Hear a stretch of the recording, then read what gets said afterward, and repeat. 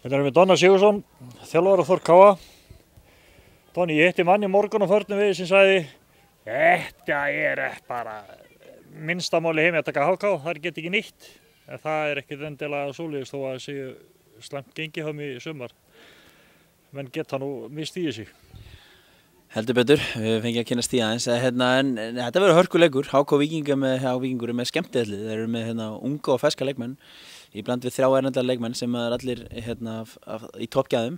Það er svona pínu verið ólukka hjá þeim aðeins í sumar að skora. Það er að fengið þó nokkuð færum og staðið í góðum liðum, eins og til dæmis Breiðablik í síðasta leik, þar sem að Blika skora sigurmark á 94. mínútu, sem var þó nokkuð mikil lukka yfir því marki. Þannig að HK Víkingur er hörkugott lið og við væntum þess að þetta verður bara mjög erfiður leikur á morgun, en stelpund að koma brjálaður og þá var allt hægt.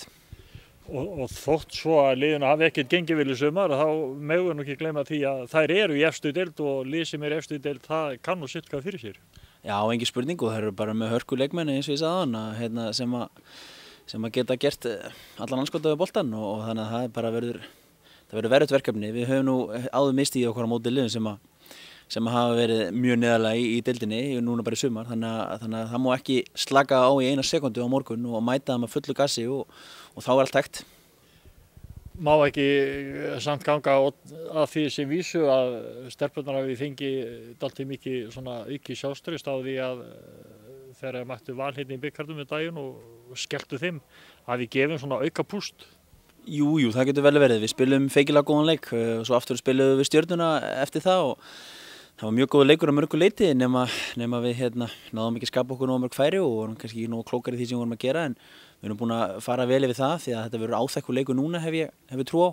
Það sem HK Víkingur muni spila þéttan og góða varnarleik og við munum koma til með að þurfa að brjóta þær á bakaftur og það var saman bara teiningum á Stjörnunni. Við vorum 60% boltan leiknum sem er nú mest í sumar og áttum 600 sendingar á milli manna sem er mest í sumar á móti Stjörnunni, en samt náðum við hins vegar ekki að skapa okkur mörg færi og náðum ekki að skora, þannig að það er ekki alltaf sem gildir, heldur þurfum að búa til fleiri færi og nýta þau þá fá færi sem við fáum og það verður svona dagskipurinn á morgun. Og þokkalið standa á hópnum?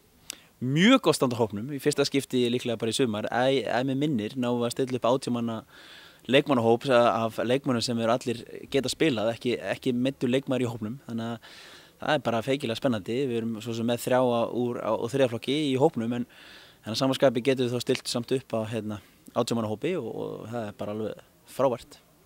Þannig ég hefði náttúrulega átt að byrja að viðtalið á því að spyrja því með bikardrautin, hvernig ertu sáttur við þann drátt sem við fengum þar að fá KR? Já, bara skiptir engu máli hvaða liði við fengum. Við hefðum viljað fá heimaleik, mér fannst það leiðilegt að við skildum ekki fá það, en skiptir svo sem engu máli. Bara þetta er bikarleikur og það er alltaf svona sérstakar stundir yfir sumartímann og við höfum alltaf nálgast á leiki sama við hverju við höfum spilað af mikilli festu og áræðni og ætlum okkur hennan bikar og það er bara engin spurning, alveg sama móti hverju við höfum spilað. Þetta er ekki rétt eini bikari sem við höfum eftir að vinna? Já, þetta er eini bikarinn sem við höfum eftir að vinna, engin spurning, svona við teimið sem við höfum staðið þessu núna saman í 3 ár og okkur langar gríðarlega mikið og þetta er eini bikarinn sem Þór Káa hefur ekki unnið yfir höfuð. Þannig að þetta er gríðarlega mikil hungur í þessa dollu, engin vaf á því og við teljum okkur vera tilbúin í að stíga þetta skref núna og klára þennan bikar, en við þurfum að klára leikinn á morgun fyrst og svo fyrir við einbytta okkur að öðru verkefnum, en þetta er samt allt spennandi.